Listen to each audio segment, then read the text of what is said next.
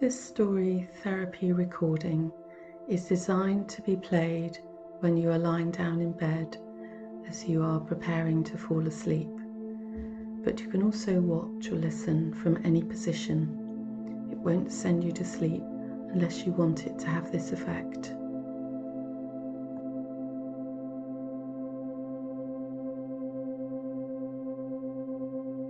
Firstly, I will guide you into a state of gentle relaxation.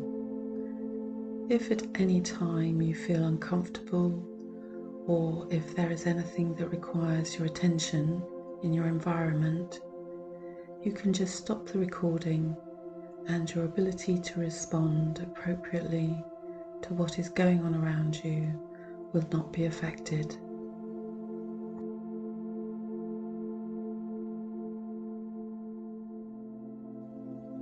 Take a moment to arrange yourself so you are as comfortable as possible. Bring the focus of your attention to your breathing and place your hands just below your ribs. Make each in-breath a little deeper and each out-breath a little longer, so that you can feel your hands move gently up and down as you breathe in and breathe out. Keep the rhythm smooth and calm.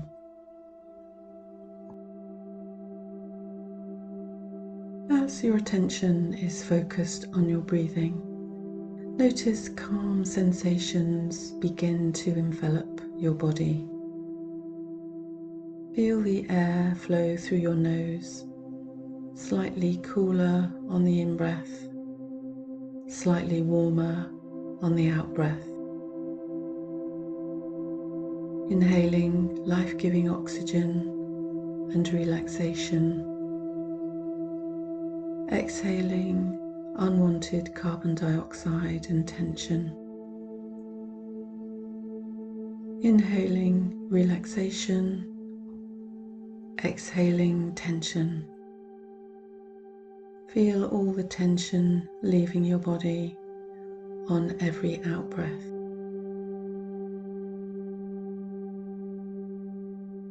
Inhaling deep relaxation.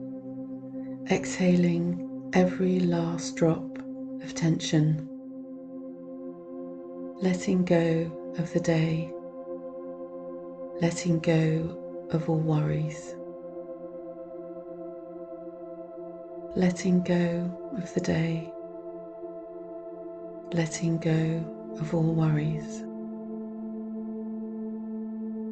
When you are ready, let your breathing return to normal.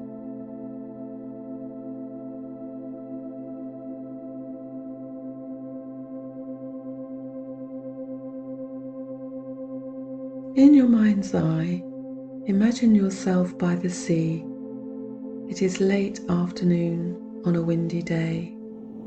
You are walking along a cliff-top path high above the water.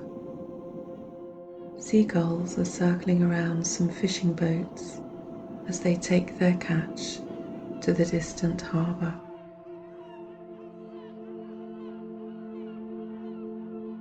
The last rays of the day's sun shines through breaks in the clouds, creating translucent crests to the waves as they break on the beach far below. You find a patch of soft, long grass to sit on, and you feel contentment wash over you as you enjoy the stunning view. You gaze out to where the sea meets the sky, and you see dark clouds gathering on the horizon. As the light begins to fade, you notice the old lighthouse on a rocky outcrop has not yet come to life, as it usually does just before dusk. You decide to walk down the cliff path to the quay. On your way down, a man, half running, passes you on the narrow path. He shouts, "Excuse me, I'm late." He is wearing Wellington boots and a waxed jacket, and he is carrying a large, bulging duffel bag. You quicken your pace to keep up with the man, and you ask him where he is going. He tells you as he jogs along that he is the lightkeeper and he has to be on duty before dark. In the man's haste, a package falls from his bag. You call out to tell the man that he has dropped something, but the wind prevents him from hearing you as he makes his way down the path. You pick up the dropped package on his behalf and continue after him. Eventually, you both reach the quayside, the man just ahead of you. You watch as he greets a handsome man who is the captain of a tugboat. You hear the captain comment that the lightkeeper is late today and he calls him Jack. Then you hear Jack thank Joe for waiting and tells him he was visiting family and lost track of time. You walk up to Jack holding out the package that fell from his bag, and you explain he dropped it on the path from the cliff top. Jack thanks you and beams with gratitude as he takes back the package. He explains it is a doll and it is always the last thing he packs and the first thing he unpacks. She is his prized possession. Jack unwraps the package to show you the doll. After tucking the treasured doll carefully back into his bag, Jack starts to climb aboard the boat. He hesitates and then turns towards you and asks if you'd like to visit the lighthouse. He tells you Joe will bring you back to land not long after dark. Before you realise you are saying yes please, and the captain and Jack are helping you aboard. The boat's engine springs to life, and Joe skillfully guides the vessel out of the harbour. Then you are on the open sea and picking up speed towards the lighthouse. Hungry gulls follow the boat for a while, but before long they fall away to find other ships with richer pickings. You enjoy watching the waves break at the bow, the smell of the sea and the wind in your hair. You are feeling free and happy with not a care in the world. As you approach the lighthouse, over the sound of the engine, the captain calls out for Jack to lower the buoys. Again, Joe skillfully docks the tug and leaps onto the small jetty. Jack throws him the line, and as Joe is securing the boat, you and Jack climb onto the jetty too.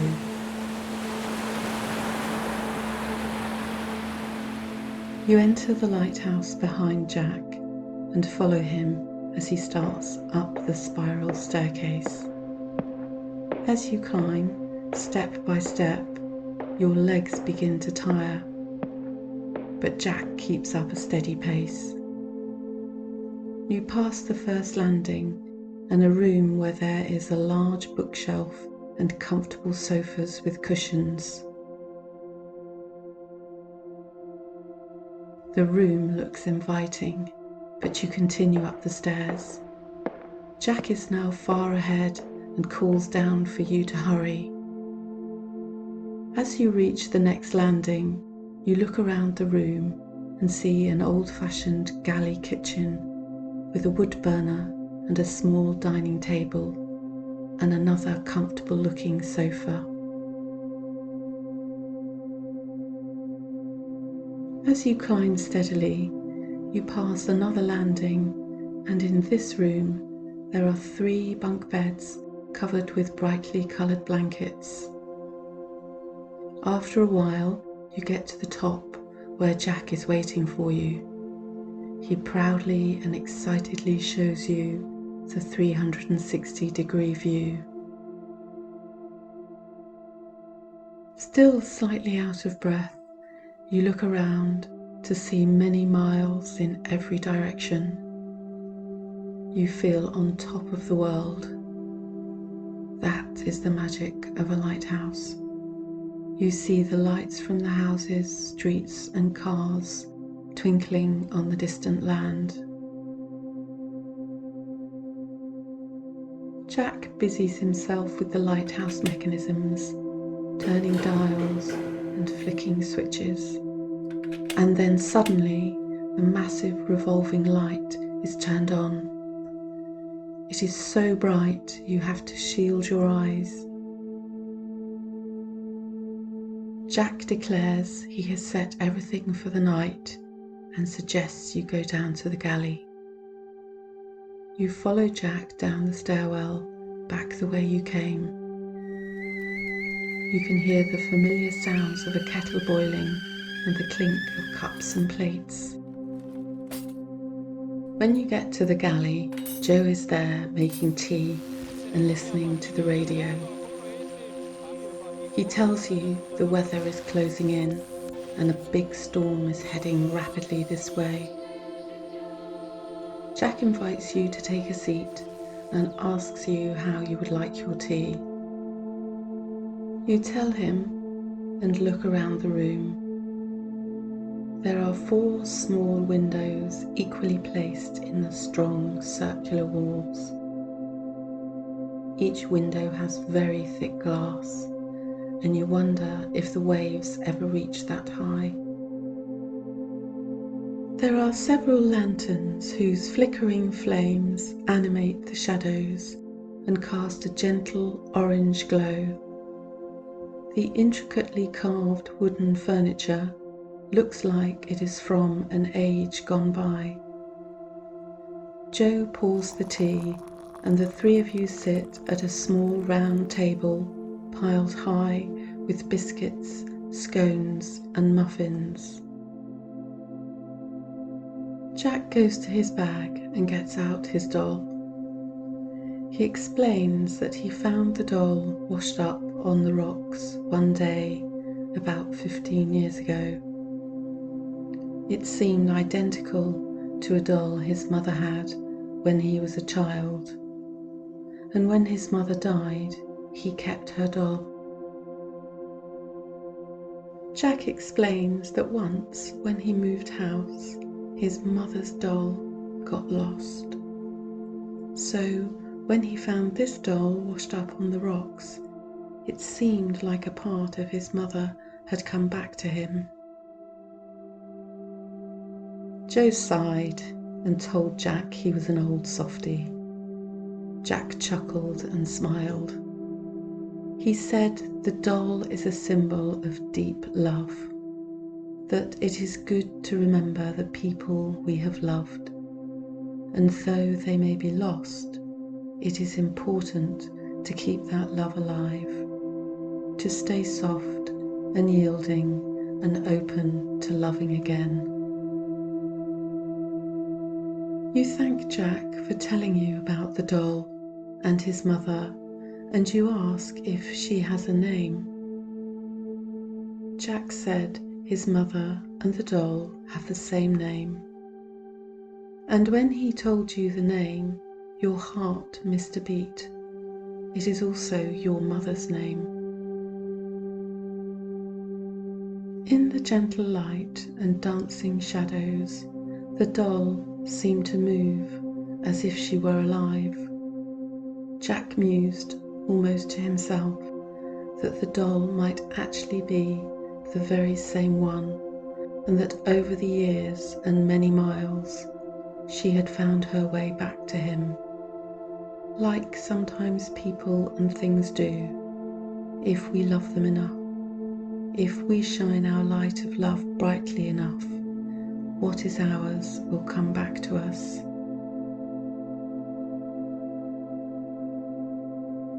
You can hear the wind beginning to pick up as the storm closes in. Joe looked out of one of the small windows and said the waves are getting high, and he decides the weather is too rough to go back to land tonight. Joe went down to secure the tug in the boathouse. Then Jack turned to you and he said, "The sofa turns into a bed. Joe and I will take the bunks upstairs." With that, Jack got up to prepare the sofa for you and went to fetch blankets and pillows. The sound of the storm was intensifying, and you could hear the wind howling and the waves crashing on the rocks below.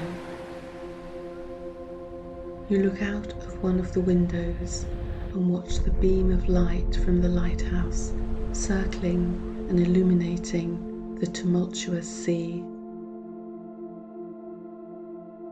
Despite the danger that is so close, you are feeling strong and safe. Like the lighthouse which stands tall and proud, shining its light to the dark horizon, unwaveringly protecting seafarers. And when people on board boats and ships see the beams from the lighthouse, it gives them hope. It helps lead them to safe havens until storms pass, or guides them to avoid danger. When Jack comes back to the galley, he makes up your bed while you are deep in thought.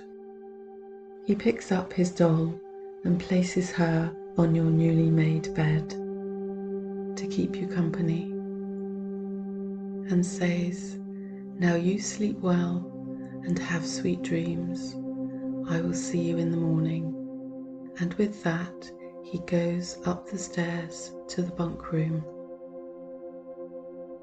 As you are climbing into your bed, you hear Joe walking up the spiral staircase from securing the tug. He lingers on the stairs looking at you with kind eyes. He asks if you will be okay and offers to stay with you if you would prefer not to be alone.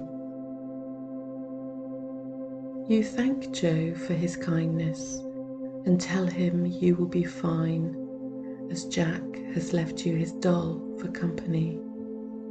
You both smile.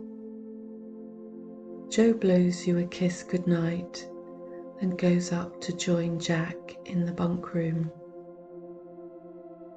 You place the doll at the end of the bed and snuggle down to sleep. But just above the noise of the wind and crashing waves outside, you can make out the voice of a woman.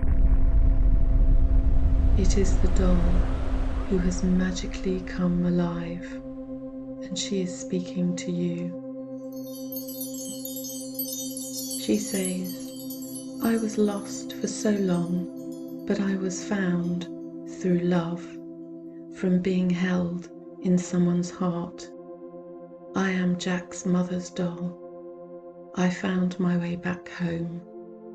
I found my way back to love, to care, to contentment, to protection." You heard yourself asking the doll how she found her way home, and she replied, "I never gave up hope. I never stopped believing that I was loved." Even when I was all alone and in the wilderness, even when times were so hard and I thought I could not survive, I was guided by the healing light of love to my peaceful sanctuary. The doll continued. Jack calls himself the light keeper, but he doesn't keep it, he gives it. He is the light giver. The doll reminds you to always believe and have faith in yourself, that you are loved and worthy of care and kindness, and all will be well. When times are hard, you rise to the challenge, tall, strong, and proud like the lighthouse, being a light and love giver to others, illuminating the way.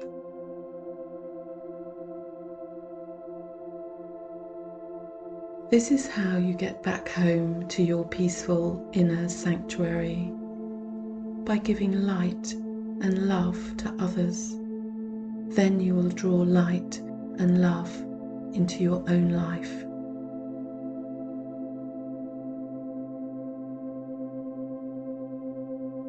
The doll then asks you to make a wish, and she assures you the wish will come true, even though it may take many months or even years.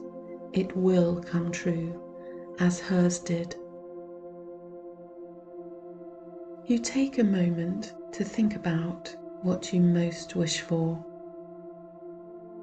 and when it comes to you, you share your wish with the doll. The doll whispers, "It will be," and then she falls silent. You go over in your mind what she told you, as it seems so important and you don't want to forget.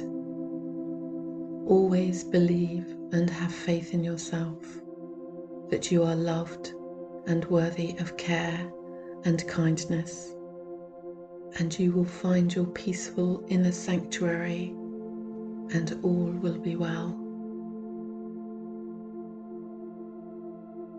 When times are hard, you rise to the challenge, tall, strong, and proud, like the lighthouse, being a light and love giver to others, illuminating the way. This is how you get back home to your peaceful inner sanctuary, by being a light and love giver. You will draw light and love into your own life. You begin to feel sleepy, and as your eyes start to close, you fall into a wonderful Technicolor dream, infused with love and magic and joy. By and by, you stir and feel the familiar surroundings of your own bed, and then a deep and restorative sleep envelops you.